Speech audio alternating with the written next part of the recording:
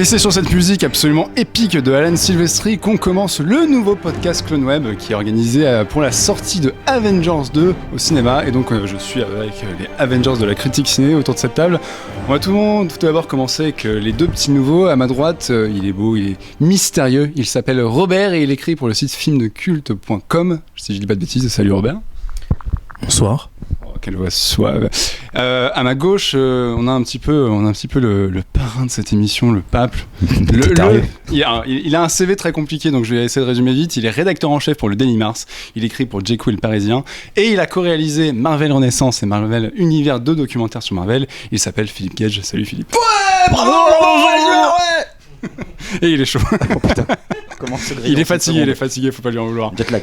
C'est ça. À ma droite, vous l'avez déjà entendu et vous l'avez déjà vu dans l'émission, il écrit pour Clone Web et pour Filmosphère, c'est Alexis. Salut Alexis. Salut Jean-Victor.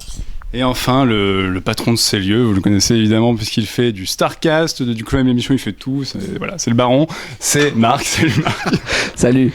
Alors on fait ce podcast pour la sortie, je l'ai déjà dit, de Avengers, l'ère d'Ultron, qui clôt la fameuse phase 2 de Marvel. Et donc on va partir de la sortie du film pour un peu faire un point sur la phase 2 de Marvel et sur où en est cette petite entreprise qui, il y a 10 ans, faisait pas de film en son sein et qui maintenant est en train d'écraser la tronche à tout le monde à Hollywood. Alors on va commencer avec un petit débat assez rapidement, savoir pour vous si Avengers 2 c'est bien ou c'est pas bien. Je vois déjà qu'il y a des regards qui n'indiquent pas la même chose, donc je vais commencer par ceux qui aiment. Et je vais commencer par toi Robert. Alors moi j'ai franchement apprécié le film. Après je vais pas nier une relative déception, principalement liée au fait que le film vise beaucoup plus haut que le premier. C'est-à-dire que le premier avait un aspect un peu, c'est donc un crossover, globalement quelque chose qu'on avait rarement vu au cinéma. C'était un peu une espèce de climax commun aux 5 films qui avaient précédé, et ça racontait assez peu de choses, mais ça c'était principalement animé par l'euphorie de voir l'équipe se former, les voir tous ensemble, d'abord se foutre sur la gueule, ensuite s'unir pour combattre, et donc il y avait quelque chose de vraiment grisant, et ça a été perdu sur la suite, qui essaie d'être animé différemment, et Whedon s'en sort plus difficilement, même si je pense qu'il y a encore beaucoup d'humour, beaucoup de réussite dans l'action. Ça raconte vraiment quelque chose cette fois, même si ça raconte un peu certaines choses déjà évoquées dans les 3 Iron Man. Voilà, mais il s'en sort pas haut la main, c'est imparfait, mais c'est loin d'être déméritant, je pense. Alors moi, j'ai une sensation un peu particulière en fait avec ce film-là. D'habitude déjà, quand je vois un film, je mets une note sur le site senscritique.com, et là en fait, je suis sorti de la séance et je me suis dit mais j'arrive pas à le noter. La raison principale, je crois, c'est parce que j'ai aimé beaucoup de choses dedans, mais à côté de ça, il y a énormément de défauts qui étaient sans doute présents dans les films précédents, peut-être plus discrètement, et qui m'ont vraiment sauté à la tronche et qui m'ont vraiment dérangé. Après, je me suis quand même laissé porter par l'action, je me suis quand même laissé porter par toutes les scènes assez cool qui sont filmées. Enfin, moi, voilà, le film a vraiment des qualités et des défauts, et du coup, j'ai un peu de mal à vraiment avoir une opinion totalement définitive sur ce truc-là. Bah après, pour ceux qui ont pu me voir sur le retour à chaud sur Clone Web ou ceux qui ont pu me lire, ils seront pas surpris de me voir persister à dire que c'est pas un film très très bien. En tout cas, je n'ai pas beaucoup apprécié Avengers l'ère d'Ultron, puisque je trouve que là, pour le coup, on arrive vraiment au point où tous les petits indices qui montrent que c'est un produit formaté ressortent beaucoup trop en avant. C'est beaucoup trop évident au niveau de l'influence qu'a Kevin Feige sur le produit qu'il doit sortir, et que toutes les intentions, bonnes ou mauvaises, de Whedon disparaissent sous les requêtes et les injonctions de la production. Et donc à la fin d'Avengers 2, on a l'impression d'avoir revu Avengers 1 ou tous les autres films de la phase 2, car tous les films ont quasiment le même rythme, la même progression, et malheureusement on n'est pas surpris, même si on sentait qu'il y avait beaucoup d'ambition au début du film. Donc tu reproches au film, je suis un peu d'accord avec toi, que finalement la marque Marvel empêche le film de raconter quelque chose dans son sein, et qu'il y a une espèce de répétition cyclique qui empêche le truc d'avoir sa propre identité quelque part. C'est difficile, puisque je pense que la marque Marvel a déjà l'histoire qu'elle va raconter, et malheureusement elle ne laisse pas la possibilité au scénario ou au personnage de passer au-dessus des scènes d'action qui doivent arriver à tel moment du film, et ça fait que on se retrouve à chaque fois devant le même film, malheureusement, quoi. Et justement, toi Robert qui aime beaucoup le film, t'en penses quoi de ça ? T'es d'accord ou tu... Je pense qu'il est impossible de nier qu'il y a peut-être encore plus que sur les films de la phase 1 où personnellement ça m'avait moins gêné, mais j'avais vu beaucoup de personnes relever ce défaut-là, l'impression qu'il y a l'obligation d'installer le film suivant et l'univers en général. C'est-à-dire que je me rappelle qu'il y avait eu déjà beaucoup de reproches sur Iron Man 2, sur toute la place que prenait le Shield et Nick Fury, etc. dans l'intrigue. Et là, pour le coup, cette fois, ça m'a vraiment choqué. C'est-à-dire qu'il y a toute une sous-intrigue que je ne spoilerai pas avec Thor, qui continue certaines pistes qui avaient été entamées avant et qui semble développer ensuite ce qui va venir. Et ça fait presque... on dirait une espèce de détour dans l'histoire qui est un peu hors sujet en fait, même si voilà, c'est aussi pour donner quelque chose à faire à Thor, du coup là il y a vraiment l'impression de voir un épisode de transition. Et c'est un peu le risque effectivement évoqué par Whedon lui-même, qui est maintenant sur le départ vu qu'il va arrêter les Marvel. Ouais, puis en plus qu'il avait évoqué qu'il avait eu quand même beaucoup de problèmes à faire ce film, que ça avait été très compliqué pour lui et qu'il en avait vraiment limite souffert en fait tellement c'était énorme quoi. C'est ça, il y a une difficulté à faire la surenchère et j'imagine qu'il y a une difficulté aussi à assurer la continuité, et lui-même il essayait d'avertir les gens contre les dangers de la sérialisation en fait du cinéma, et c'est vrai que de par également l'embauche de cinéastes qui sont pas forcément les plus ceux qui ont une patte formelle très très marquée, on a un peu l'impression de regarder une gigantesque série télé. Alors ça peut être, pour ceux qui aiment bien ces films-là, c'est un peu la meilleure série télé qui existe. C'est un peu comme si on voyait une espèce c'est la plus chère. Voilà, la plus chère, c'est une espèce de Game of Thrones super héroïque sur grand écran. Mais voilà, c'est vrai que comparé, alors je dis pas forcément que les films sont bons ou pas, encore une fois c'est subjectif, mais comparé à ce qu'essaye de faire DC Comics et Warner en face, en prenant des gens comme Nolan ou Snyder qui ont quand même un style beaucoup plus reconnaissable, beaucoup plus on va dire personnel. Ouais, puis on n'a pas encore vu Batman contre Superman, mais là pour le coup rien qu'aux quelques images qu'on a vues, c'est du pur Snyder quoi. Voilà, exactement. Et du coup c'est à dire que même ceux qui ont un peu plus une voix comme Shane Black ou Whedon ou même James Gunn, c'est vrai que c'est une voix qui se traduit un peu plus dans l'écriture, moins visuellement, et donc je pense que ça participe aussi à ce que dit Alexis, à savoir ce côté un peu tous les films se ressemblent, il y a des redites thématiques, c'est-à-dire qu'encore une fois là ce que traverse Stark, c'est un peu ce qui traverse déjà dans ces 3 Iron Man.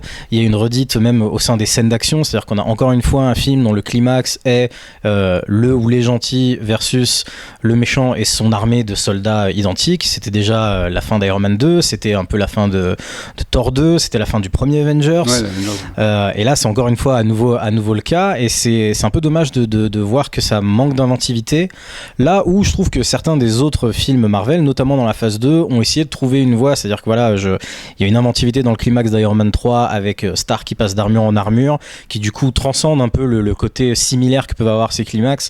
Il y a tout ce que les Russo essayent de faire sur le Captain America, encore une fois, qui changeait aussi dans le ton, etc. Et là, je trouve que Whedon, qui pourtant était celui qui avait un peu plus une voix, une personnalité dans le premier film, s'en sort un peu moins bien. Alors justement, on parle de cet effet de transition dans Avengers 2. Est-ce que, on va évidemment évoquer la phase 2, et c'est un peu l'occasion de faire un bilan de cette phase 2. Est-ce que quelque part le problème, c'est pas qu'au final on a un peu l'impression d'avoir assisté à un énorme épisode de transition et que tout ce qui était amené n'avait pas de conséquences réelles? C'est d'autant plus le cas que ça fait quelques films qu'on nous vend une histoire avec Thanos et les joyaux de l'infini, et puis finalement ce film-là on parle quasiment pas, et on s'en branle un peu. Donc je pense qu'il y avait, à mon avis, une envie de faire un deuxième Avengers forcément rapidement après le succès du premier, mais il fallait garder l'intrigue avec Thanos jusqu'au bout. Et donc du coup, comme il fallait la garder jusqu'au bout, du coup on fait une espèce de film un peu à mi-chemin entre tout ce qui a déjà été fait et comme disait Bob, justement, qui raconte ce qu'on a déjà vu, quoi, finalement. Non, tu as dit on s'en branle, hein, c'est ça, tu as dit ce mot, tu as bien entendu ce mot, c'est bien ça. Bien, bravo, je vois que le débat est... Non, je plaisante. Et je crois aussi que les gens qui écoutent cette émission auront compris que je n'ai absolument pas vu le film. Je préfère crever l'abcès tout de suite. Je devais le voir il y a 2 jours et voilà, je dormais. N'ayant pas vu le film, et là je peux pas abonder ou pas abonder dans votre sens, je te pose la question parce que je sais que justement t'es pas fan de tous les films de la phase 2. Est-ce que tu as aussi ce sentiment d'énormes transitions un peu vaines finalement. Là, c'est difficile de répondre en n'ayant pas vu le film. Ce que je note, en tout cas, c'est que il y a clairement des retours très mitigés sur cet Avengers, qui pourtant est capital pour la stratégie de Marvel, puisque donc il est censé boucler ce que Marvel appelle dans son plan marketing la phase 2. Et je pense que peut-être il est le film. Peut-être que ce film est le film de l'excès de confiance de Marvel dans son propre système.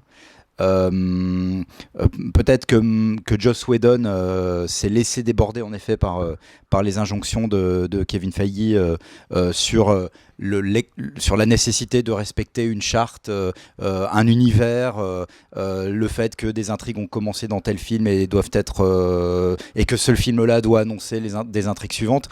Et peut-être que, enfin, on est dans un paradoxe, parce que ce système est précisément celui qui fait le triomphe de Marvel, sur lequel repose le triomphe de Marvel depuis Iron Man.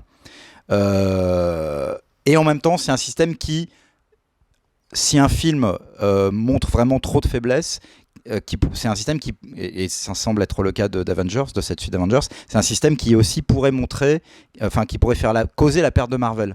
Peut-être qu'à un moment, les gens risquent de se lasser justement de cette interconnexion généralisée et ce côté sériel, série télé, qui est en effet très prégnant dans tous ces films, spécialement depuis le début de la phase 2. Donc bon, je suis un peu embarrassé parce que n'ayant pas vu le film, c'est compliqué pour moi de vous donner un avis comme ça définitif, mais sur les autres films de la phase 2, mon ressenti sur la phase 2, c'est que ce sont des films, à mon sens, très inégaux.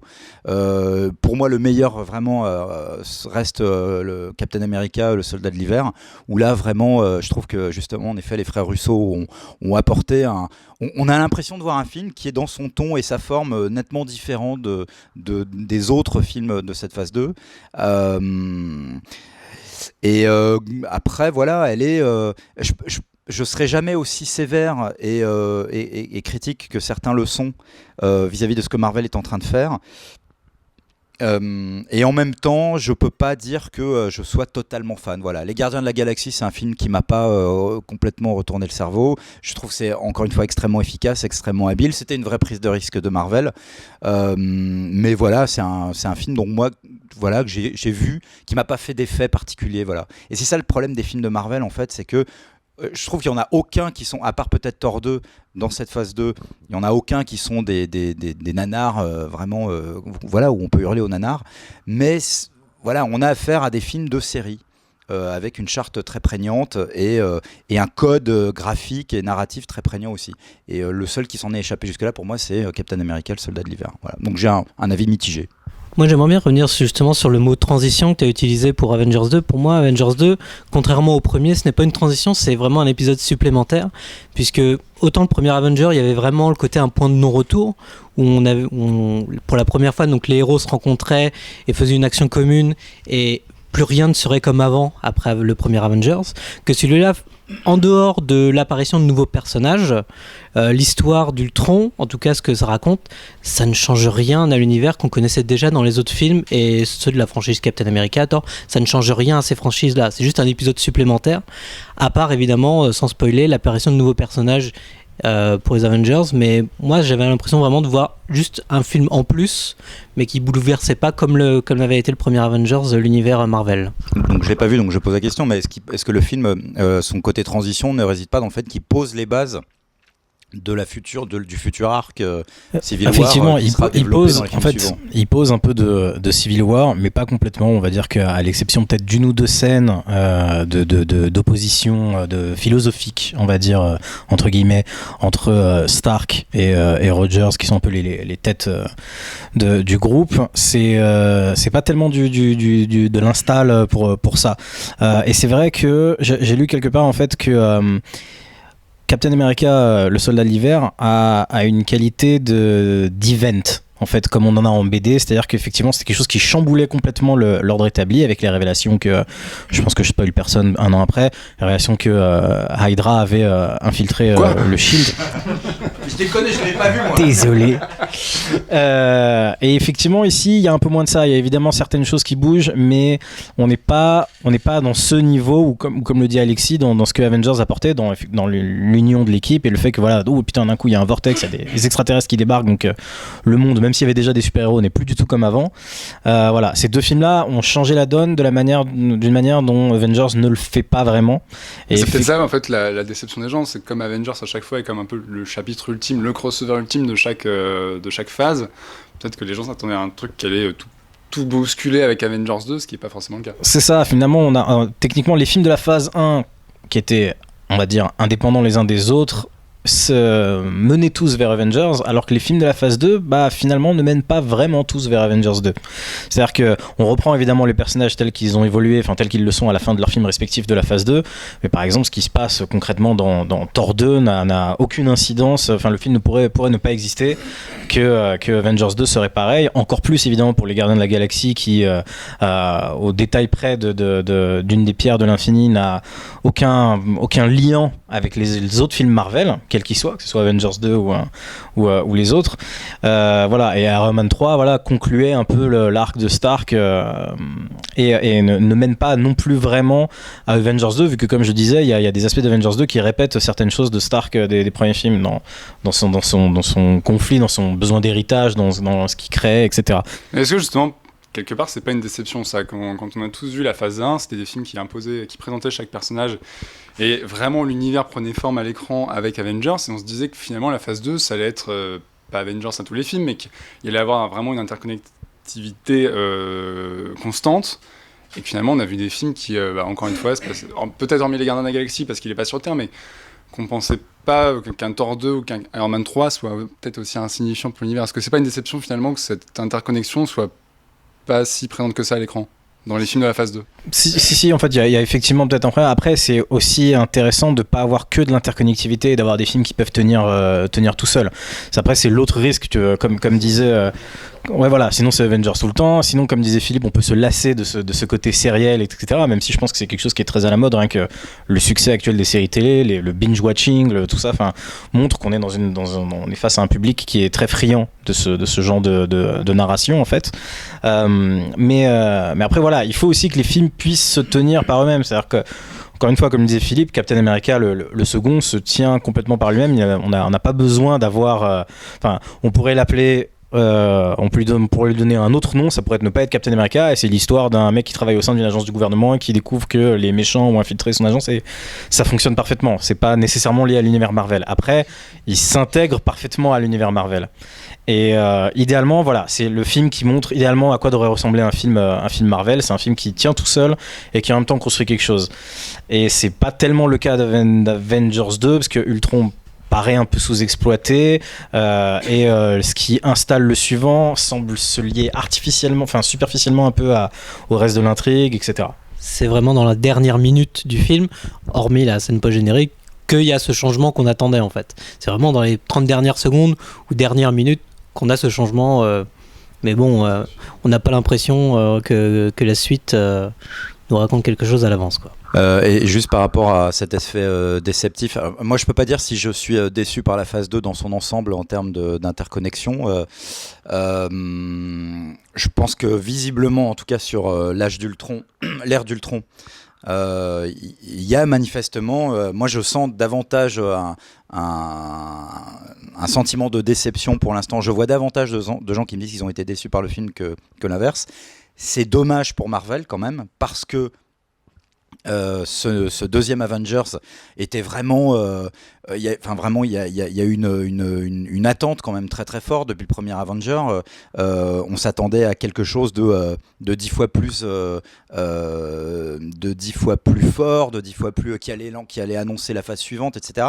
Et je trouve que ça tombe mal, alors que Marvel vraiment, surtout avec le proof of concept qui a été Guardians of the Galaxy l'année dernière, qui a vraiment assis définitivement la stratégie de Marvel et la puissance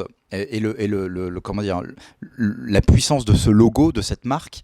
Je trouve ça dommage que visiblement Avengers, même si les chiffres au box-office finalement c'est ça, il y a que ça qui compte. mais les chiffres au box-office vont prouver, vont valider cette stratégie. Mais en termes de réception des fans, j'ai l'impression quand même qu'il y a une déception un peu générale. Et c'est dommage, ça tombe mal. Et je dirais juste, pour finir sur le côté sériel, qui peut être en danger pour Marvel, c'est que c'est cette même approche interconnectée et sérielle qui avait fait le succès de Marvel dans les années 60, qui a finalement fini aussi par causer la perte et la chute de Marvel dans les comics dans les années 90, parce que les gens en avaient ras-le-bol de ces intrigues beaucoup trop interconnectées les unes aux autres. Et c'est aussi une des raisons pour lesquelles Marvel avait rebooté avec Ultimate, ouais. avec Ultimate sur début des années 2000. Donc peut-être qu'à un moment avec les films, si Marvel s'aperçoit qu'il y a un signe de lassitude parce que les films sont trop connectés les uns aux autres, voilà, Marvel sera aussi amené à changer de stratégie. Bon, je me perds un peu, hein, excusez-moi, mais voilà. Et justement, on parle de cet univers connecté. Est-ce que la phase 2, c'était quand même la phase qu'on attendait pour voir si Marvel pouvait accepter définitivement des auteurs. On disait qu'il y avait Shane Black qui allait débarquer, il y avait James Gunn à sa manière, il devait y avoir Edgar Wright, on a vu ce que ça donnait. C'est quoi votre ressenti vis-à-vis de ça ? Est-ce que quelque part vous pensez pas que le tempo, la marque Marvel a fini par tout écraser, par tout uniformiser ? Si, moi je suis assez d'accord avec ça en fait, parce que finalement Alan Taylor, le réalisateur, je retrouvais plus son nom. Alan Taylor, le réalisateur de Thor 2, c'est quelqu'un qui vient de la télé, qui n'avait pas des milliards de choses à apporter. Il n'a pas apporté grand-chose de personnel à Thor 2. Les Russo sur Captain America, c'est des jeunes réalisateurs qui débutent, donc moi j'aime beaucoup le film, mais j'ai pas non plus l'impression qu'ils avaient vraiment un truc à apporter. Pour moi, le seul auteur qui a apporté un tout petit peu sa patte par micro-touche dans la phase 2, c'est Shane Black sur Iron Man 3, où il a insufflé des petites notions de buddy movies, où il se passe un petit peu des choses à ce niveau-là. Même James Gunn, il a fait super avant et des bêtises en court-métrage, etc. C'est pas un réalisateur qui a un univers à proprement parler et qui avait des trucs à apporter vraiment. Pour moi, le seul qui a apporté quelque chose, finalement, c'est Black. Mais même dans la phase 1, déjà, Marvel avait cherché à embaucher des réalisateurs pour quelque chose. Et ça s'est jamais ressenti. Ils avaient embauché Branagh parce qu'il était censé pouvoir gérer du shakespearien et ils voyaient une comparaison avec Thor. Ils ont embauché Whedon parce que c'était le mec qui sait gérer un film une équipe. Il l'a fait à la télé, donc du coup, ça devait fonctionner aussi. Il y avait Johnston quand même. Finalement, moi j'ai là quand même. Oui, il y avait Johnson aussi. Là, c'est pareil, c'est peut-être celui qui fonctionne le mieux. Moi, j'ai l'impression que tout ça a été complètement aplani par la machine de Kevin Feige après, quoi. Il y a effectivement, je trouve qu'on ressent un minimum en fait de personnalité. On voit quand même ce qu'ont pu apporter Branagh et Johnston comparé à un Le Terrier ou un Favreau qui n'ont vraiment aucune patte. J'avais oublié Le Terrier, c'est vrai.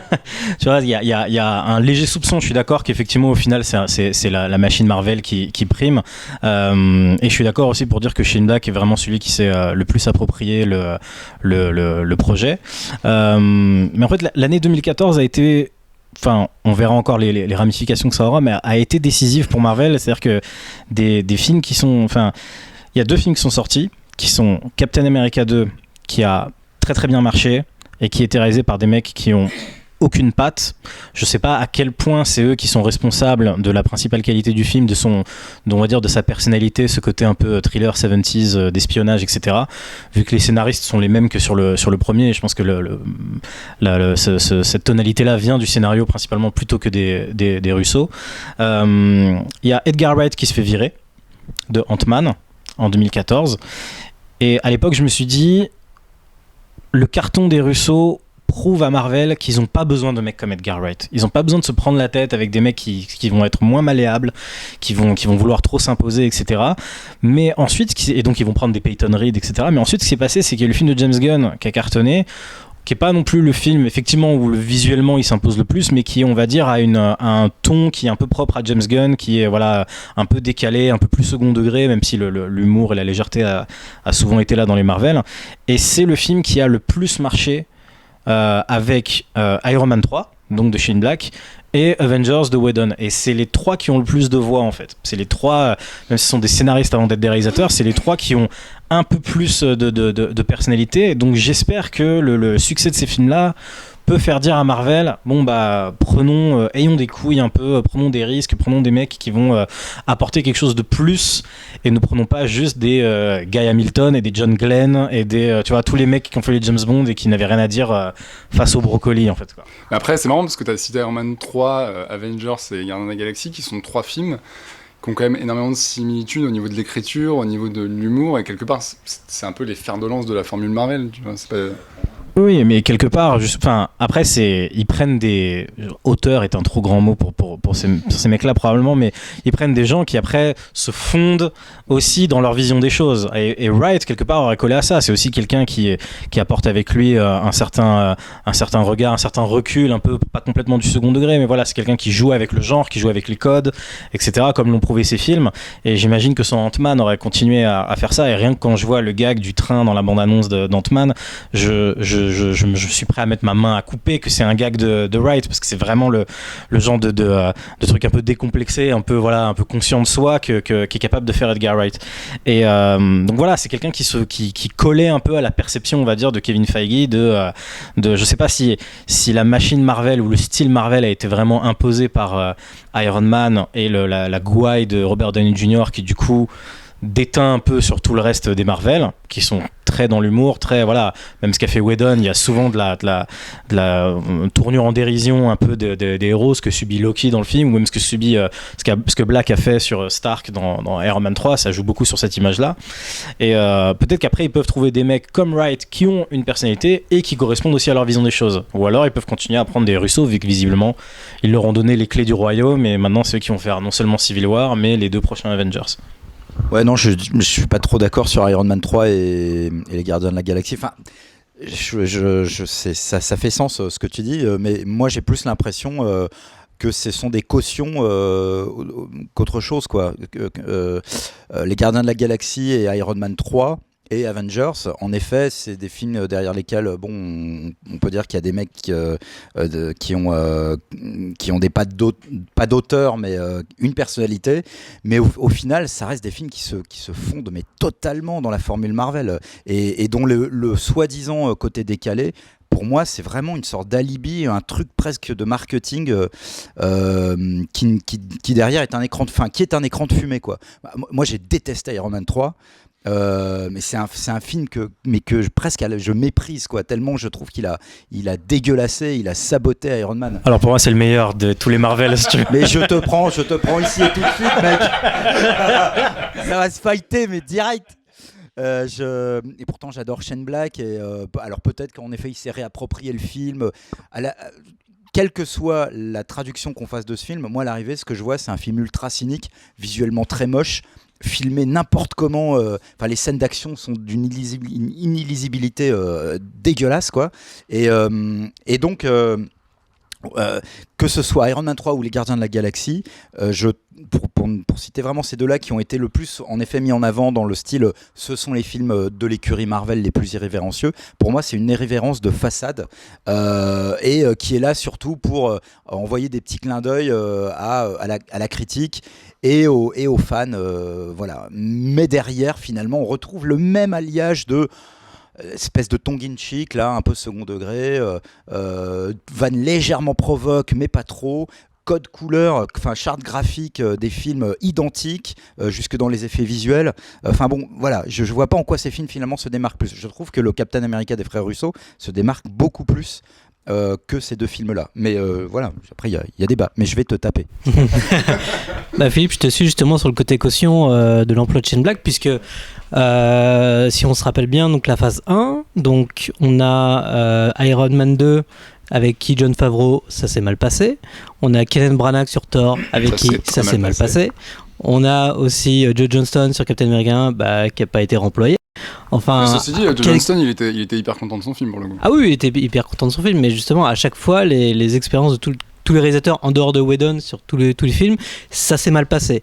Justement, dans le système des studios, et pour le coup, Feige, c'est un des producteurs les plus impliqués dans sa machine, c'est que sur toutes les étapes du projet, de tous les films, il y a le tampon Kevin Feige. Il regarde tout, que ce soit des répliques, des blagues, les costumes, les scènes d'action, les storyboards. C'est lui qui approuve tout de A à Z de la pré-production. On sait qu'il a notamment viré Alan Taylor de la salle de montage Voilà. a priori de Thor 2. Voilà, et jusqu'au score, pareil, qu'il y avait au début Carter Burwell sur Thor 2. Carter Burwell, c'est pas un compositeur de connard, quoi. C'est le gars, il Ouais, mais c'est pas composé... Brian Tyler, mec. Ouais, voilà. Non, mais le gars, bon, il a composé quand même la musique des films de frère Cohen, et puis on préfère le prendre de Brian Tyler à la place. Enfin bref, Kevin Feige, du début du projet jusqu'à la sortie en salle, il met son tampon partout. Et donc, c'est difficile d'avoir une voix qui s'élève contre ça, puisque déjà, c'est le système américain qui veut ça. Le système des studios, c'est les producteurs qui avancent l'argent, donc c'est eux qui décident. Et pour le coup, Feige, lui, il est pas juste pour attendre l'argent une fois le film sorti. Non, lui, il regarde tout de A à Z, et c'est pour ça que par exemple on trouve que Thor, le premier Thor, c'est n'importe quoi, puisque d'un côté on a le design rococo bizarre de Asgard qui s'oppose complètement au visuel du désert du Nevada, et c'est pour ça que d'un côté les réalisateurs ils se disent bon on va essayer de mettre un petit peu notre bazar, et que Kenneth Branagh il tord complètement sa caméra au plateau, parce que comme ça si Kevin Feige il est pas d'accord, il a qu'à faire tout re-shooter le film, et comme il n'a pas l'argent ni le temps, il est obligé d'accepter comme ça. Et Joe Johnston, pareil, quand on voit la photo qui sort, qui est vraiment superbe pour le coup, et qui correspond pas à la charte graphique après qu'on aura sur la phase 2, on voit quand même que les réalisateurs, ils ont essayé quand même de mettre leurs pattes avant de pouvoir partir, puisqu'ils savaient de toute façon qu'ils n'auraient pas leur mot à dire au niveau de la salle de montage. Donc ils se sont dit, au moins au niveau du tournage, on va essayer de mettre un petit peu ce qu'on aimerait mettre dans le film, et puis tant pis, Kevin Feige, il aura qu'à faire avec ce qu'on aura tourné. Après, c'est aussi, tu vois, le Johnston, si sa photo se prête aussi au fait que le film se passe durant la Seconde Guerre mondiale, je pense que c'est normal que ça ressemble pas tellement aux autres. C'est vrai que pour le coup, après, oui, le Branagh ressemble un peu plus à la charte graphique, visuelle, chromatique de tous les Marvel. Et je pense qu'ici, il est pas réinvité à réaliser le 2, c'est aussi parce que le 2 n'a rien à voir, qui se passe aujourd'hui, que voilà, c'est un film d'espionnage, ça et tout. Mais c'est vrai que oui, c'est pour ça que je faisais une comparaison tout à l'heure avec la saga James Bond. C'est une franchise de producteurs. Je pense que je vais dire quelque chose de défaitiste, de fataliste, mais je pense que maintenant il faut s'y faire. C'est la franchise de Feige, c'est la vision de Marvel en général sur le truc. Et si on peut avoir des Black ou des Gunn ou des Whedon ou des mecs un peu avec une voix et tout, c'est bonus à partir de maintenant sur le reste, quoi. Et après, sinon ça risque de dépendre. C'est que là on est quand même aux portes de la phase 3. On a le nom des films, on a les sorties, et on a quasiment aucun réalisateur. Oui, bien sûr. Et les deux prochains sont pas, à part Civil War, qui effectivement s'annonce plutôt intéressant, et le précédent film des frères Russo était réussi. On en a moi, quelques-uns, Scott Derrickson, ça m'excite pas. Black Panther, si je dis pas de conneries. Black Panther, non, il y a aucun qui a un réel, à part les Avengers, Avengers, quoi. Apparemment, il y a Adam McKay qui est en lice pour faire un des Marvel. Vu qu'il avait été approché pour faire Ant-Man, il pouvait pas, il a travaillé sur le scénario, et il est en lice pour faire un des films. A priori ce sera pas Black Panther vu qu'ils vont chercher un réalisateur noir, ce sera pas Captain Marvel vu qu'ils vont chercher un réalisateur femme, et donc du coup ça laisse potentiellement Inhumans dans le, ou alors un hypothétique futur film, une suite, ou parce que je le vois pas faire Thor 3, quoi. Spider-Man, oui, sur lequel il y a Drew Goddard apparemment qui est le frontrunner du truc. Mais sinon, ouais, voilà. Sinon, le souci, c'est un peu que, comme je te disais, Scott Derrickson, moi, ça c'est pas quelqu'un qui a une patte, c'est pas quelqu'un qui m'excite. Et je vais savoir à quoi va ressembler son Doctor Strange, quoi. Non, mais je crois qu'en effet, comme tu le dis, il faut se résigner, ou il faut accepter l'idée qu'on n'est plus dans cette phase qui a été assez courte finalement, d'euphorie et d'utopie qu'on a eu au tout début des années 2000, lorsqu'on a appris, ou même plutôt à toute fin des années 90, quand on a appris que Sam Raimi allait réaliser Spider-Man, et on n'est plus du tout dans cette ère candide, cette première ère candide du film de super-héros, où on se disait ouais, ça y est, enfin ce sont de vrais auteurs qui sont à la fois de vrais réalisateurs et de vrais fanboys qui vont prendre à bras le corps cette mythologie super-héroïque et nous faire des putains de chefs-d'œuvre de films de super-héros. Et on y a cru ça pendant une très courte période au début des années 2000 avec les 2 premiers Spider-Man de Raimi et éventuellement et éventuellement Ouais, Singer, même Ang Lee, qui est choisi pour faire ce film. Son Hulk qui était à moitié, de mon point de vue, à moitié raté. Voilà. Mais voilà, Il y avait des propositions. Voilà, il y avait des propositions, comme tu dis, et on est sorti de cette ère un peu candide pour être, en effet, là maintenant, dans une phase beaucoup plus rodée, beaucoup plus industrialisée, avec des process beaucoup plus codifiés par Marvel principalement.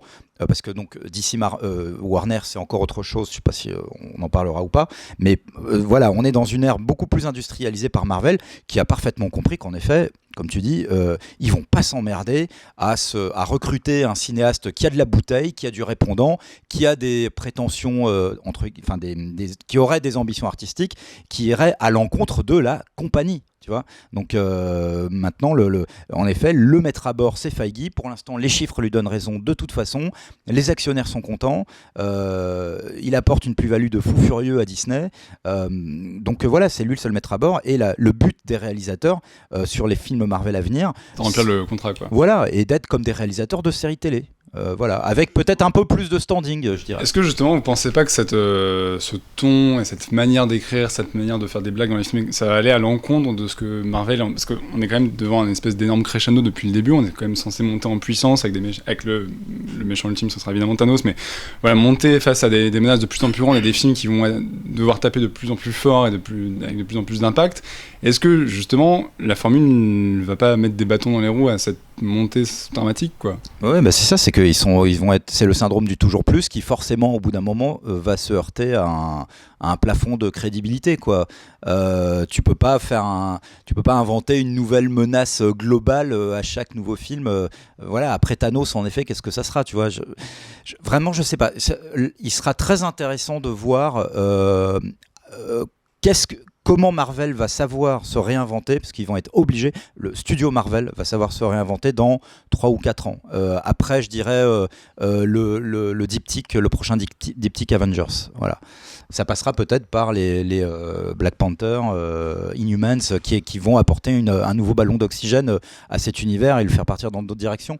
Mais honnêtement, il va vraiment falloir un renouvellement très important de Marvel dans les 3 ou 4 années à venir de Marvel Studios s'ils veulent éviter la lassitude du public. Bah, je pense qu'il faudrait que ça arrive même un peu plus tôt, puisque pour le coup Avengers, les mauvaises critiques qui reviennent dessus sur Avengers 2 viennent du fait qu'on voit beaucoup trop les ficelles maintenant, et que refaire le même film, enfin prendre les mêmes et on recommence en espérant que ça va monter crescendo, on sent qu'il va y avoir que la limite est presque déjà atteinte avec Avengers 2 et on se demande déjà comment ils vont réussir à arriver au Avengers 3, partie 1, partie 2, en fournissant le spectacle qui va avec, d'autant qu'on a beaucoup de doutes sur Doctor Strange et tout ça qui va arriver. Mais après, apparemment, les chiffres du box-office d'Avengers, l'ère d'Ultron, vont à nouveau donner raison à cette stratégie, quoi, hein, puisque visiblement ça hyper cartonne en France, et je crois que les chiffres de tracking pour les États-Unis sont vertigineux aussi, donc voilà. Ah oui, mais après, justement, au début, on avait des doutes, comme quoi les gens soit iraient voir Iron Man parce que c'était Iron Man, mais n'iraient peut-être pas voir Thor ou n'iraient peut-être pas voir Captain America. Mais finalement, arrivé à la phase 2, on a découvert que les gens allaient voir Thor 2 ou Iron Man 3 parce que c'était le nouveau Marvel. Pas parce que c'était Iron Man ou Avengers, ils allaient voir parce que c'était le nouveau film de la franchise Marvel et que ça raconte une histoire sur tas de films et que la sérialisation fonctionne auprès du public et que les gens sont prêts à revenir au rendez-vous à chaque fois. Donc Kevin Feige, il dit pourquoi pas, on va tirer la corde jusqu'au bout jusqu'à ce que ça tienne pas. Mais après c'est possible que l'insuccès puisse arriver justement sur un film en dehors des franchises, que le Avengers, le rendez-vous général, pour lequel je pense que Captain America Civil War, ça va cartonner, l'Avengers également, mais après c'est peut-être les nouveaux arrivants, voilà. Ant-Man. Je suis très curieux de voir le score que fera Ant-Man. Alors là, vraiment, pour moi, c'est un vrai pari pour Marvel, je trouve. Surtout vu les circonstances que l'on connaît des coulisses de la production, avec l'éviction d'Edgar Wright, etc. Voilà, si Marvel réussit son pari commercial avec Ant-Man, Là encore, ça va leur apporter du crédit pour quelques années à venir. Bah après, l'histoire d'Ant-Man, c'est ceux qui le savent déjà, mais après, auprès du public, qu'est-ce qui en ressortira, ça va être difficile. Après, si Ant-Man se plante, vu comment il est calé aussi bien dans les phases que vis-à-vis du public, etc., je pense que Marvel s'en fout un peu quelque part. Ils sont assurés par Civil War après, il y a plein de choses qui arrivent, donc dans tous les cas, si Ant-Man se plante... Ah oui, ça va pas aller. Oui, non, t'as raison. Si on voulait remettre en question le truc, il faudrait vraiment qu'un gros film se plante. Il faudrait que, je sais pas, les Gardiens de la Galaxie 2 s'effondrent. Et là, peut-être qu'il y aurait une réflexion. Là où c'est embêtant, c'est que les gens suivent en fait. Parce que nous, on commence déjà à saturer. Même moi qui suis bon public et qui aime finalement assez bien cette phase 1 et cette phase 2, moi, je commence à avoir des envies d'autres choses. Et c'est mal barré, quoi. Donc c'est un peu dommage.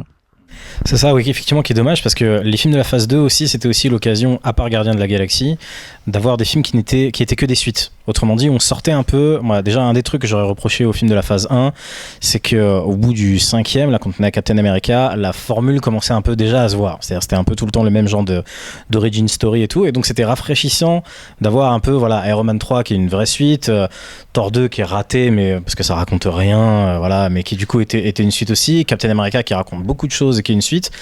Et Gardiens de la Galaxie n'était pas une suite, mais ne faisait pas dans l'origin story de super-héros. Alors maintenant, il va falloir voir si, maintenant qui s'oriente un peu vers les héros un peu plus funky, un peu plus différents, donc Ant-Man est encore relativement simple, mais Captain Marvel, Doctor Strange, Inhumans sont vraiment différents. Mais après, si c'est traité avec le même genre de formule desquels on avait réussi à s'éloigner, ça risque la lassitude risque de se faire ressentir. Après, je sais pas s'il suffit d'un plantage, même d'un gros plantage comme Gardiens de la Galaxie, parce que vu comme fonctionne Hollywood en général et Marvel, tout est déjà lancé. C'est-à-dire que là, même si Avengers 2 se plantait, Ant-Man sort, tu vois, etc. Genre le suivant ou les deux suivants sont déjà en pré-prod ou en prod quand le précédent sort. Donc quand tu regardes, prends l'exemple d'un Amazing Spider-Man 2, ils avaient déjà le 3 dans les cartons, c'est une sortie X machin, le film a pas tant marché que ça par rapport à leur objectif.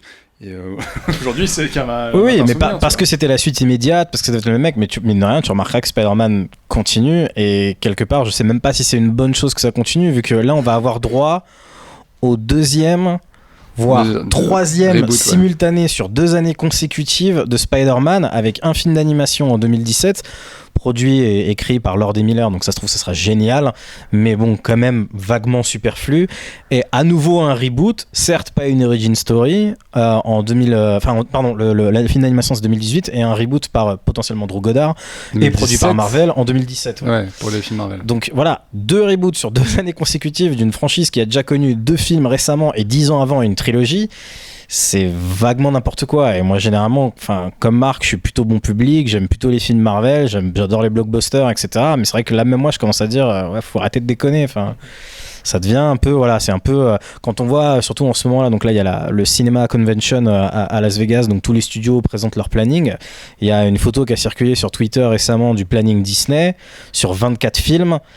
Il y a concrètement 4 films originaux, je crois, qui ne sont uniquement que des films d'animation. Donc déjà des trucs en interne, mais voilà, ça veut dire que c'est le seul endroit où il reste un salut pour le cinéma original, quoi. Et même il y a Tomorrowland qui est original, mais qui en plus ne l'est pas totalement, vu que ça reste un film qui intègre vachement l'histoire de Disney et de Disneyland dans son donc c'est presque une adaptation du parc d'attractions en fait. Donc voilà, c'est un peu, tu regardes le planning Disney, il y avait que des Marvel, des Star Wars, de Spielberg et un remake de Ghost in the Shell, des adaptations live de leurs anciens dessins animés comme Le Livre de la Jungle et La Belle et la Bête, la suite superflue de la version superflue d'Alice au Pays des Merveilles. Tu t'en sors plus, quoi. Et donc là-dessus, tu vas rajouter Sony, rajoute 2 Spider-Man, on s'en sort pas, quoi. Est-ce que Alors, je pose un peu la question de manière un peu candide, mais est-ce que justement, c'est pas cette phase 3 qui est en approche, ce serait pas le moment pour Marvel de tester un réalisateur qui aurait une vraie patte et qui aurait un truc à apporter un peu, et de lui laisser un peu plus les coups des franches, justement pour tester des choses un peu différentes et voir comment ça marche.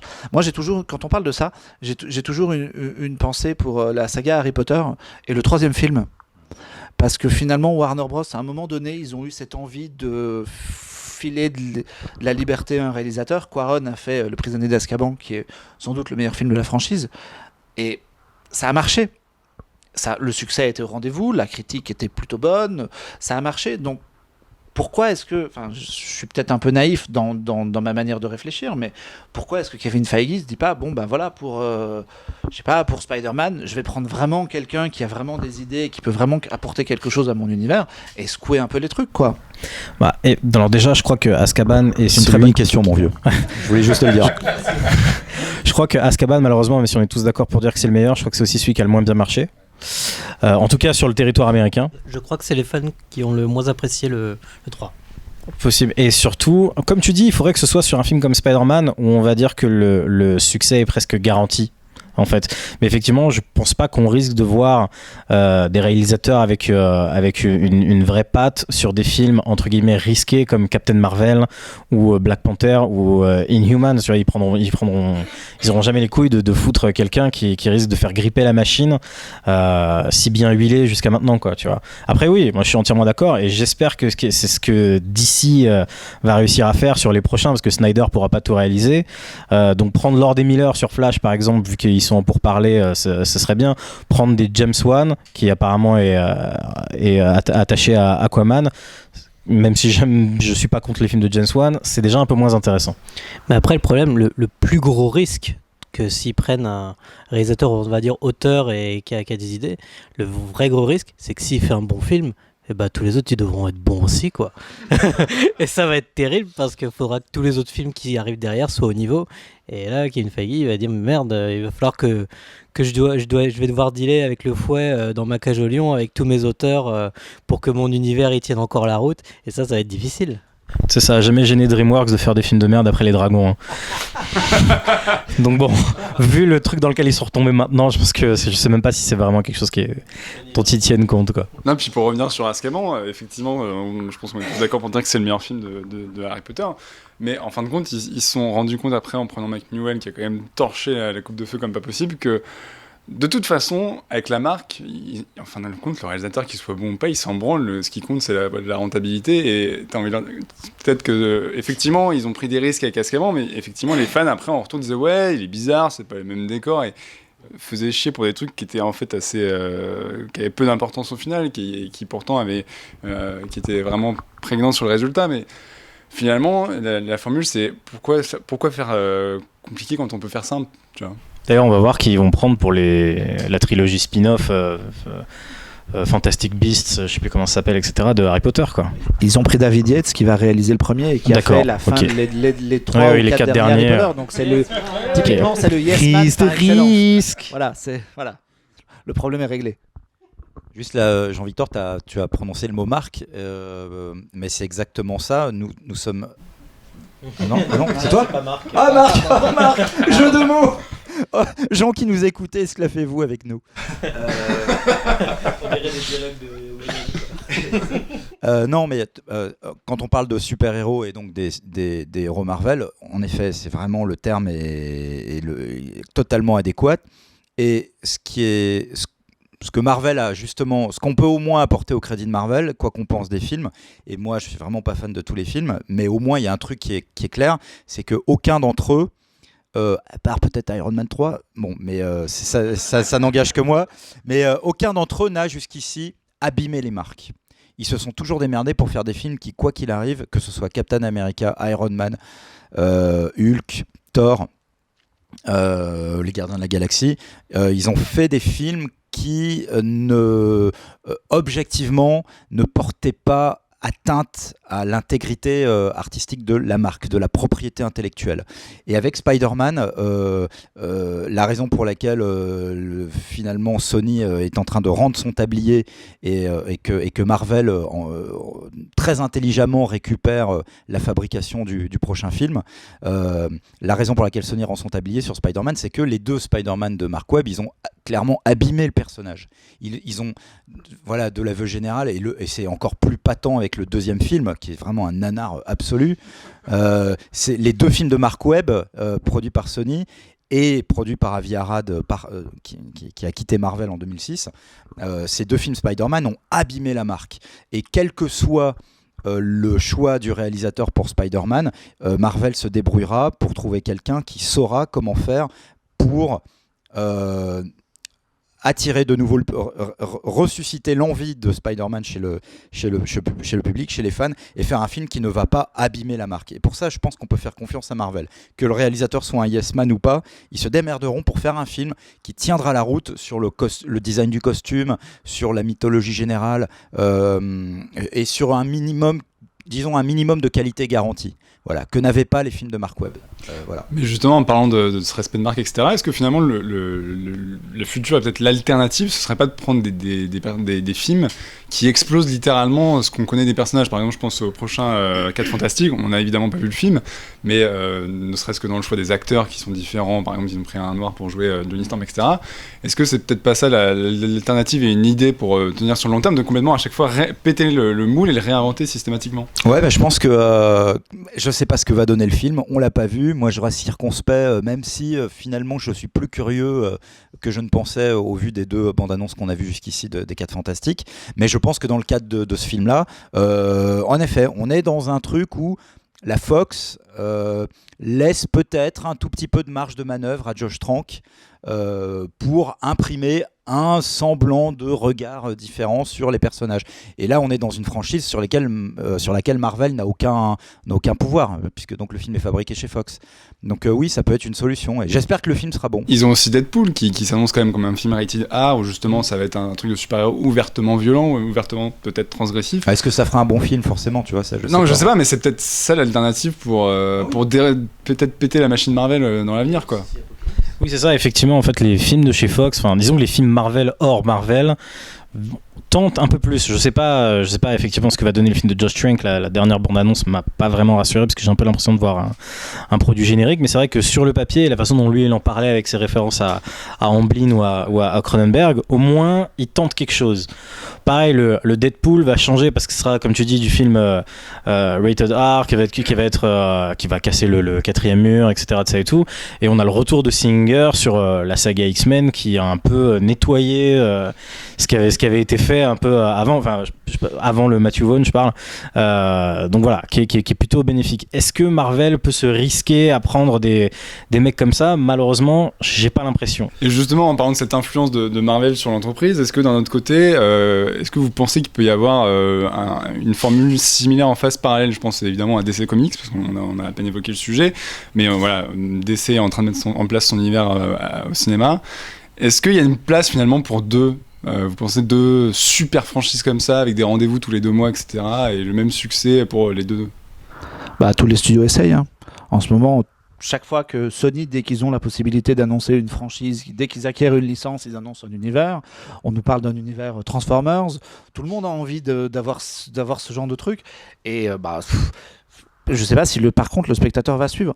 Moi, ce que j'avais envie de dire pour rebondir un petit peu sur ce qui avait été dit avant aussi, c'est que, alors, je vais être le naïf de la soirée et le type un peu candide, mais l'autre productrice, en l'occurrence, qui va peut-être faire bouger un peu les lignes, alors on n'en a rien vu pour le moment, mais moi je mise gros sur Kathleen Kennedy, qui vend quand même un Star Wars qui sera, alors on n'est plus dans le genre super-héros, mais on reste quand même dans l'univers partagé, qui vend un Star Wars qui sera totalement canon et qui devrait être très dans la lignée des précédents et sans doute sans aucune prise de risque, et qui à côté de ça va chercher des réalisateurs pour leur univers. Et à la convention à Anaheim, elle a vendu quelque chose en nous disant voilà, le film va être une autre échelle, ça va être quelque chose de très différent, on fait confiance à Gareth Edwards pour qu'il apporte sa patte.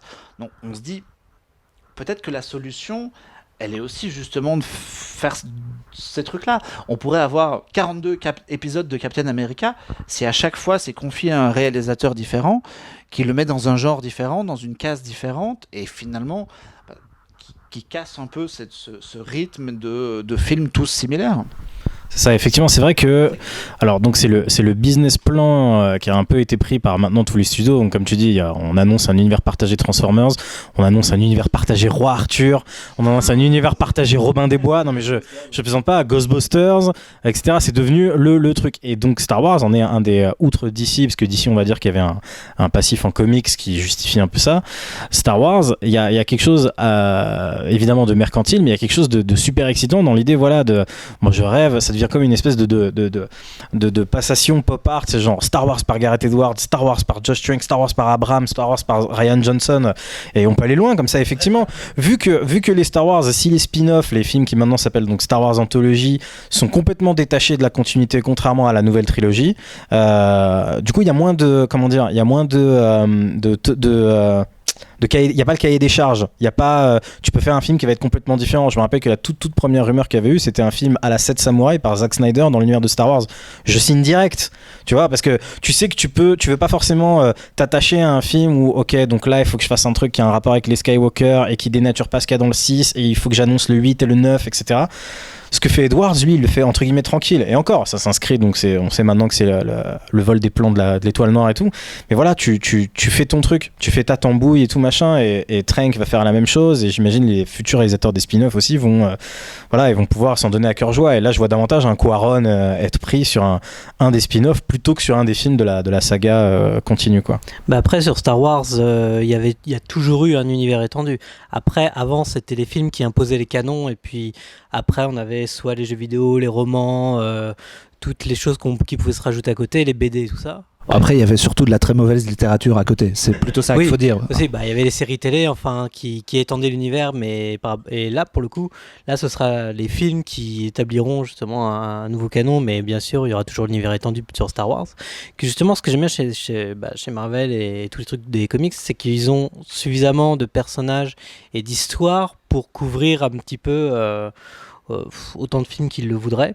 Et ce qui est intéressant aussi, justement, chez Marvel, c'est qu'ils s'attaquent aussi à la série télé. Bon, j'allais t'en parler justement. Avec moins de force sur Est-ce que quelque part Daredevil, c'est peut-être pas la réponse à ce que nous on attend, quoi? La question de Daredevil, c'est que saison 1, ok, saison 2 à venir, et apparition ou inclusion dans l'univers cinématographique dans Avengers 3. Parce que nous, en ce moment, on parle de Daredevil qui rejoindrait le grand écran. Donc, est-ce que, quand on arrivera à ce moment-là, est-ce que la série Daredevil continuera ou est-ce qu'on aura droit à un film Daredevil? Enfin, comment ça va évoluer? C'est intéressant le côté cross-média de l'univers Marvel. Ça, moi, j'adore le cross-média par rapport à ça, que ce soit autant jeux vidéo, cinéma, comme avait fait Matrix en son temps, sur tous les supports possibles. Après, justement, j'aimerais bien qu'ils maintiennent justement cette porosité entre tous les supports. Après, comment ça va tenir, comment ils vont l'exploiter par la suite, ça reste un mystère pour moi. Oui, c'est ça. C'est vrai que pour le moment, à l'heure actuelle, ça n'a pas vraiment cette porosité dont tu parles, elle s'est pas vraiment ressentie. C'est-à-dire que Agents of S.H.I.E.L.D. évoque les événements qui se passent dans les films Marvel, sans que les événements d'Agents of S.H.I.E.L.D. aient une incidence sur le reste. Alors maintenant, ils ont évoqué ils ont ramené les Inhumans dans Agents of S.H.I.E.L.D. Donc il faudra voir après comment ça mène au futur film. Mais évidemment, on parle d'un système de visionnage qui est qu'ils doivent aussi prendre en compte que le spectateur du cinéma n'aura pas regardé Agents of S.H.I.E.D. Et il a raison. Mais voilà. Et surtout, en plus, il continue aussi le même modèle à la télé, vu que Daredevil, et ensuite, je sais plus si c'est cette année ou l'année prochaine, il y aura Jessica Jones. Et ensuite, c'est Jessica Jones la suivante. C'est ça. Et après, il y a Luke Cage et Iron Fist. Et eux, déjà, à la télé, vont avoir droit à leur crossover qui sera Defenders.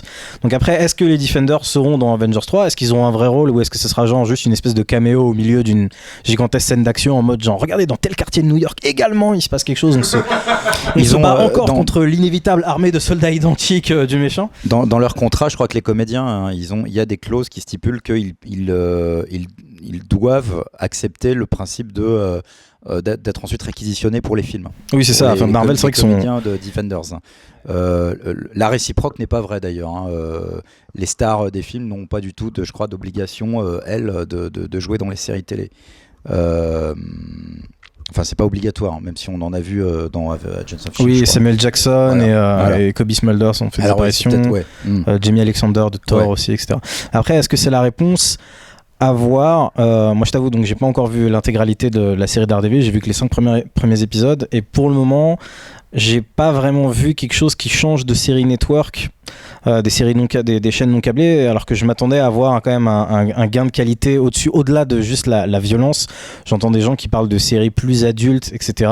Je veux bien que ce soit plus adulte que Agents of S.H.I.E.L.D. ou que les séries. C'est ça change dans le cadre de Marvel. Voilà, c'est ça. Ça change un peu dans le cadre de Marvel, mais j'ai encore l'impression qu'ils n'ont pas totalement résolu, en tout cas sur ce que j'ai vu, donc j'ai pas non plus envie trop de m'avancer, totalement résolu la narration télévisuelle, vu que pour le moment j'ai surtout l'impression de voir un film étiré péniblement sur plusieurs heures, quoi. Après, effectivement, la tonalité de Daredevil change un peu. C'est plus brutal, c'est plus intime aussi, puisque c'est limité à un quartier de Hell's Kitchen. C'est beaucoup moins référencé, c'est beaucoup moins inclus dans l'univers. Donc il y a quand même une légère tentative de faire quelque chose avec Daredevil. Ouais, je suis assez d'accord pour Daredevil. C'est clair que par rapport à Agents of S.H.I.E.L.D. ou Agent Carter, on peut au moins apprécier le fait que graphiquement la série soit bien plus brutale et violente.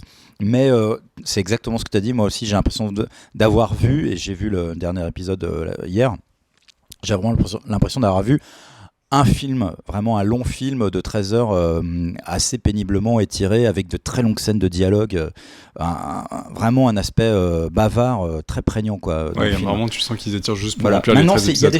Mais maintenant il y a des choses intéressantes, hein. C'est pas complètement tout n'est pas acheté, loin de là. Je trouve dommage, moi je suis fasciné à la base par l'idée du cross-média, mais Est-ce que c'est pas se tirer une balle dans... En fait, concrètement, est-ce que c'est pas se tirer une balle dans le pied? Ah bah oui, je pense. En même temps, Marvel ne peut pas faire autrement, puisque le concept même de Marvel, c'est l'univers partagé depuis le début. Donc il est logique qu'à partir du moment où Marvel produit une série télé Daredevil, même si c'est sur un autre canal qu'ABC, même si c'est donc sur Netflix, et même si c'est un héros dont l'univers est beaucoup plus terre à terre, sombre et réaliste entre guillemets que celui des Avengers. Donc quand elle produit Daredevil, elle peut pas faire autrement que de l'inclure dans cet univers. C'est dans sa logique industrielle. Donc, et encore pour le coup, Daredevil, c'est ça inclus dans l'univers cinématographique, mais c'est pas très prégnant pour l'instant. C'est pas intrusif, c'est pas chiant. Non, mais il faut voir ce qu'ils vont en faire en effet. C'est ça, c'est la question, c'est sur l'avenir. Ouais.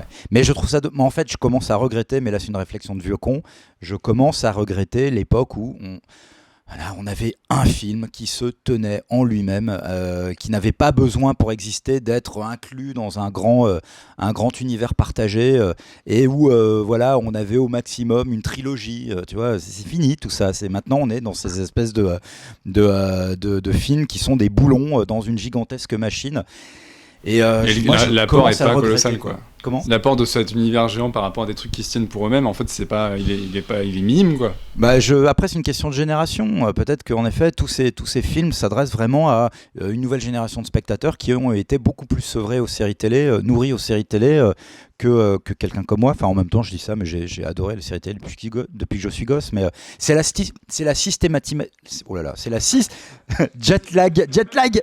C'est la systématisation qui me pose un problème. Voilà. C'est qu'aujourd'hui, on n'a plus de films de blockbuster. Le cinéma de blockbuster ne peut plus se penser autrement que dans le cadre de franchises et d'univers interconnectés. Et je trouve ça triste. Voilà. Et effectivement, pour revenir à cette question d'apport et pour revenir à Avengers Age of Ultron, comme le film est un peu décevant justement sur cet aspect à multi-personnages, etc., et donc de crossover et de film qui est censé être le résultat d'une construction sur plusieurs films qui ont précédé, du coup on en vient à se poser la question genre, est-ce bien utile ? Surtout qu'Age of Ultron, c'est quand même un film où tu sens qu'il y a un décalage entre les velléités du réalisateur et le producteur. Tu sens que c'est un film qui était coupé à la va-vite, tu sens que le pré-montage faisait effectivement 3h30 avec le truc que 2h20 que nous on a en salle. Il y perd parce qu'il peut pas, tu peux pas garder la même densité, etc. en coupant aussi vite quoi. C'est ça, surtout qu'en plus tu dois donc assurer la continuité avec les futurs épisodes, etc. Donc là il y a un effort pour essayer de redire un peu quelque chose de positif sur le film. Il y a l'effort de donner un peu plus de scènes aux personnages qui justement n'ont pas de film individuel, de voir un peu plus Hawkeye, de voir un peu plus Black Widow, Banner, Hulk, tout ça, et c'est pas plus mal. Je trouve ça assez audacieux, on va dire, de la part de Whedon de se permettre de mettre de côté, de mettre légèrement de côté Thor, Iron Man et Captain America qui sont les trois principaux, on va dire, et de donner la part belle aux autres. Après, parfois ça se rajoute un peu artificiellement à la chose, la manière dont Hawkeye bénéficie d'un peu plus de temps à l'écran. On peut pas s'empêcher de penser aux propos de Jeremy Renner qui disait qu'il n'avait pas signé pour ça concernant le premier film. Du coup ça fait aussi également pâtir certains des personnages secondaires. Moi personnellement j'ai trouvé les personnages des jumeaux relativement dispensables. en fait, c'est-à-dire que le film pourrait presque être le même sans qu'il soit là. Ils sont un peu réduits à l'état d'homme de main de James Bond, qui est un peu le modèle d'ailleurs de structure du film. Même si après, voilà, ça c'est la vision est très réussie. Il y a pas mal de choses. Encore une fois, la relation entre certains personnages que je ne spoilerai pas ici est particulièrement bien gérée. Mais voilà, on peut pas dire que le film ne souffre pas un peu d'un trop plein trop plein d'intrigues, trop plein de personnages, trop plein de continuité à gérer dans l'ensemble de l'univers Marvel général, quoi. Après, je pense que les univers partagés, on en a pour minimum déjà 5 ans, puisque quand on voit les tentatives de nouvelles franchises, que ce soit Pacific Rim, même si ça fonctionnait à l'étranger, aux États-Unis ça s'est bidé. Récemment, Jupiter Ascending, ça me fait encore mal au cœur de prononcer ce nom-là. Mais voilà, à chaque fois qu'on propose une nouvelle tentative, une nouvelle proposition qui sortent un petit peu des carcans, ça se plante, mais pas juste un peu, ça se plante méga grave. On peut aussi parler de Chappie, par exemple. C'est pas là aussi parce que les films sont. Pardon, moi je trouve que Jupiter Ascending c'est un ratage total. Alors Chappie je l'ai pas vu, mais bon apparemment c'est pas terrible. Est-ce que là aussi c'est pas parce que tout simplement les films sont ratés, quoi? Après, je pense qu'il y a autant une peur du public de la nouveauté qu'une frilosité des producteurs à vouloir proposer quelque chose de neuf, de peur de perdre de l'argent. Donc il y a de la peur des deux côtés, et à la fin il y a aucune envie à part auprès du public étranger, et c'est grâce à la Chine que Pacific Rim a fonctionné, mais en dehors aux États-Unis c'est impossible. C'est ça, c'est un peu un cercle vicieux, parce qu'effectivement j'ai un peu du mal à blâmer les studios de faire le planning de Disney que j'évoquais tout à l'heure, quand on voit que des films comme Edge of Tomorrow ou Jupiter Ascending ou donc Pacific Rim, qui sont soit originaux ou pas, sont des tentatives de faire des films qui sont pas nécessairement des franchises. Pour Pacific Rim et Jupiter c'en est une, mais surtout ce sont des propositions, ce sont des films c'est ce qu'on appelle un peu des original IPs en fait, c'est-à-dire que ce ne sont pas des films qui viennent d'une marque connue, et malheureusement le public les boude. Alors que c'est des films, donc Jupiter Ascending, évidemment on peut débattre sur les mots, mais Edge of Tomorrow était plutôt bien accueilli par la critique, et malheureusement n'a pas marché, et la plupart des gens à qui je parle qui l'ont vu sont là genre putain mais en fait c'est bien, tu vois, et effectivement le truc c'est que peu de gens l'ont vu, alors que tout le monde va voir Maléfique et Alice au Pays des Merveilles et tous ces films qui sortent d'une marque connue, quoi. C'est pour ça qu'après ils continuent à acheter des licences et à faire des films qui n'ont rien à voir comme Battleship, etc., quoi. Alors que justement, les Pacific Rim et Jupiter Ascending, ils cherchent le même public, exactement le même public, en essayant presque de leur proposer à peu près la même chose, mais avec beaucoup de différences. Le public de chez Marvel, justement. Ils essaient de chasser sur les terres de Marvel et d'ici, mais pour le coup, ils n'y arrivent pas du tout.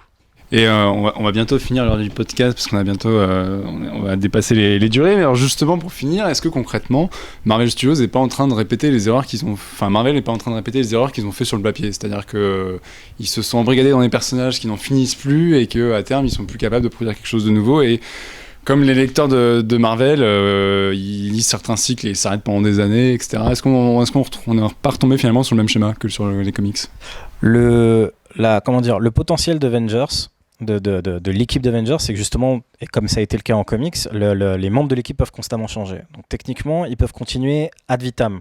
C'était aussi la qualité de l'équipe X-Men, même s'ils l'ont jamais vraiment complètement changé. Wolverine est toujours là, etc. Parce qu'ils sont obligés de coller de faire des concessions. Voilà, on garde le personnage star et l'acteur star au sein de l'équipe. La question, comme évoqué tout à l'heure Philippe, c'est comment est-ce qu'ils vont se renouveler après Avengers, après le diptyque Avengers Infinity War, qui va inévitablement donc opérer une surenchère au niveau de l'action, des enjeux dramatiques j'espère, et surtout une surenchère au niveau des personnages, vu qu'effectivement il va y avoir les personnages qu'on a eu jusqu'à maintenant, les personnages de la phase 3 j'imagine, éventuellement les personnages des séries télé. Donc du coup à partir de là, où tu vas en fait, c'est-à-dire soit d'un coup tu te dis ok maintenant on arrête les Avengers et on fait que des adaptations de trucs moins connus, style on adapte à Runaways, on adapte, qui était un des projets évoqués, ou alors d'un coup on se met à faire des spin-offs solo sur tout le monde, un spin-off Nick Fury en préquel, un spin-off Black Widow, enfin on s'en sort pas. Je sais pas du tout quel va être le modèle. Harry Potter, eux ils étaient limités par 7 films, mais finalement maintenant on va y avoir 3 autres inspirés d'un bouquin. C'est tant que ça marche financièrement en tout cas, je parle pas artistiquement malheureusement, ça continuera. Après, est-ce que artistiquement ils font les mêmes erreurs, est-ce qu'ils vont perdre le public ou pas, ou est-ce qu'ils vont perdre leurs fans, est-ce qu'ils vont perdre les cinéphiles on va dire, ça oui c'est bien plus probable, ouais.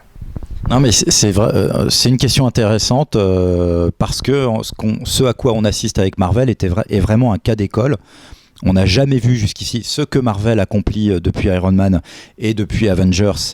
Ce que Marvel accomplit est inédit dans l'histoire d'Hollywood. Honnêtement, moi je n'ai jamais vu un studio qui a été créé vraiment ex nihilo, voilà quoi, et qui développe un univers partagé avec autant de succès. Voilà. Et qui influe et qui a autant d'influence sur les autres studios qui sont là depuis presque 100 ans, qui d'un coup se disent mais putain, mais ah oui, c'est ça la recette en fait, et ils s'y mettent tous. Enfin, c'est du jamais vu.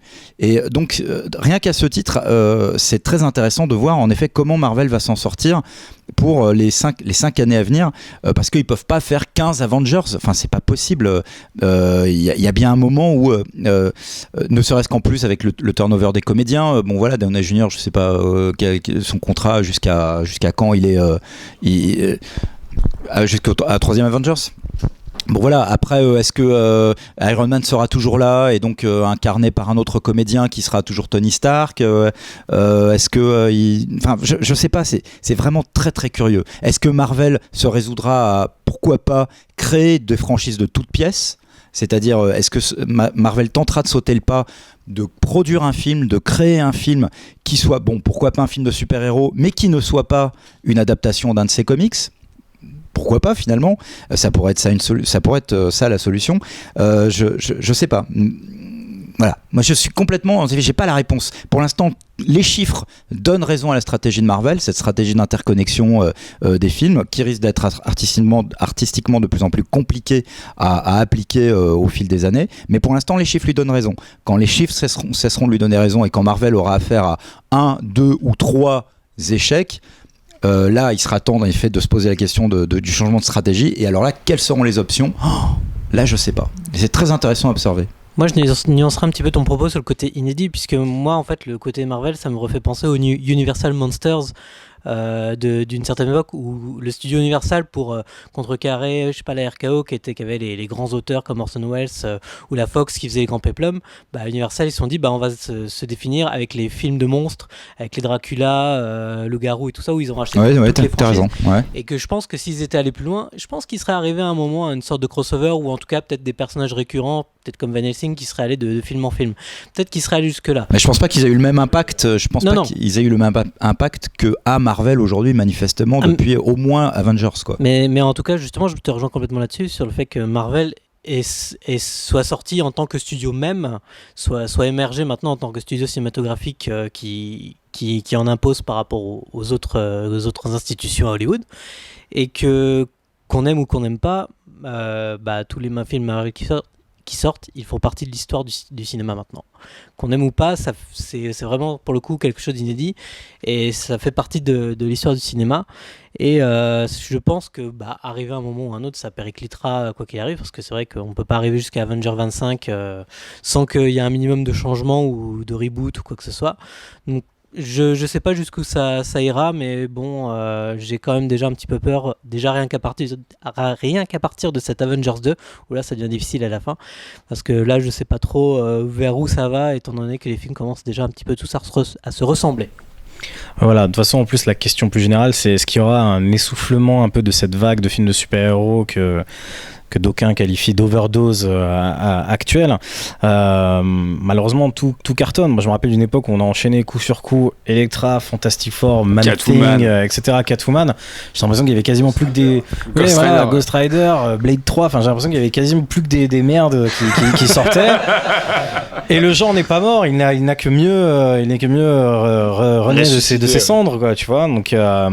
jusqu'où ça va aller, en tout cas effectivement il y a quelque chose d'assez cyclique, vu que maintenant Universal prévoit un univers partagé à nouveau avec ces monstres. Techniquement on a d'ailleurs vu le premier, c'était Dracula Untold. C'est vraiment très bien. Voilà. Je crois que depuis Dracula Untold ils ont dit que ça allait devenir la momie finalement, le premier film de leur univers partagé. On parlait tout à l'heure de la nécessité de faire appel à un auteur pour garantir la qualité d'un film. C'est vrai que Warner avait pris ce risque-là avec Christopher Nolan. Quoi qu'on pense des Batman de Chris Nolan, au moins les 2 premiers, moi je trouve que voilà un exemple parfait d'un auteur, d'un réalisateur qui a un vrai regard et qui a réussi à faire d'une franchise de super-héros extrêmement connue et a priori extrêmement codifiée, quelque chose, un univers vraiment artistique et qui à la fois n'appartient qu'à lui et en même temps a rencontré le grand public. Donc voilà, ça c'était un bon choix de la part de Warner. C'est vrai que Marvel serait peut-être pas mal inspiré de faire appel à un autre réalisateur de ce calibre-là. C'est ça, mais effectivement, comme on disait tout à l'heure, le problème c'est que Nolan, quand il l'a fait, il n'y avait pas encore d'univers partagé, et même pas encore celui de Marvel. Oui. Et maintenant, est-ce que Marvel serait prêt à prendre un auteur comme ça? Nolan, il a très célébrement dit moi je fais mon 3, c'est le dernier, quoi. Ouais. Et effectivement, maintenant qu'il y a un univers Marvel, c'est un univers DC, il ne se construit pas du tout à partir des films de Nolan. Donc lui, il a pu faire son truc parce qu'il était tout seul, et que voilà. Mais est-ce que Marvel prendra quelqu'un qui voudrait cette importance-là? Bah, maintenant qu'il y a l'univers partagé qu'ils veulent créer sur DC Comics, bah, il est parti, tout simplement. Au début, il était au début de l'aventure de Batman contre Superman, et puis arrivé un moment où la Warner a commencé à vouloir imposer tous les super-héros pour la Ligue des Justiciers qui arrive derrière, bah, il a fait bon bah j'ai plus rien à raconter de mon côté, au revoir les gars, quoi. Donc voilà.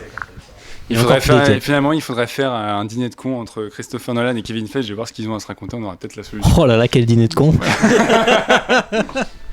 Ça va être la fin de ce podcast. Merci à tous d'être venus parler vaillamment de ces Avengers. On repart sur la musique de Alan Silvestri. Et donc, on continuera d'observer cette espèce de fusée Marvel en train de monter vers les cieux. Peut-être qu'elle finira par exploser.